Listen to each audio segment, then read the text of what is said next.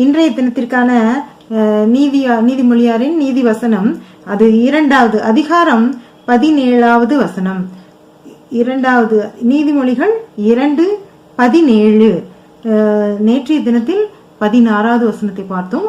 அதோடைய தொடர்புடைய வசனமாகவே இது அமைந்துள்ளது.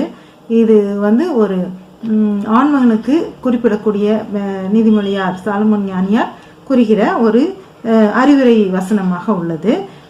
இது நேற்று வசனத்துல ஒரு பரஸ்திரீ, அதாவது மற்ற ஒரு ஸ்திரீயின் தவறான குணங்கள், அவள் தன்னுடைய இளவயதின் நாயகனை, தன் கணவனை விட்டுவிட்டு தேவனிடத்தில் செய்த உடன்படிக்கையும் மறந்தவள்.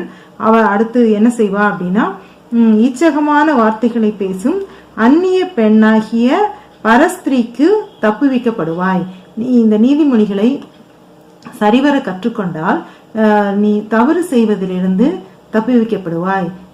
தவறான நடவடிக்கைகள், தவறான சிந்தனைகள், தவறான செயல்பாடுகளிலிருந்து மனிதர்கள் தப்புவிக்கப்படுவார்கள். அப்படிங்கிறது தான் இன்றைய தினம் நீதி வாக்கியமாக நீதிமொழியார், அதாவது சாலமோன் ஞானியார் குறிப்பிடுகிறார். மீண்டும் நாளை இது போன்ற ஒரு சிறந்த வசனத்தோடு நான் உங்களை சந்திக்கிறேன். அதுவரை கர்த்தரின் அன்பு நம் அனைவரோடும் இருப்பதாக. அல்லேலூயா.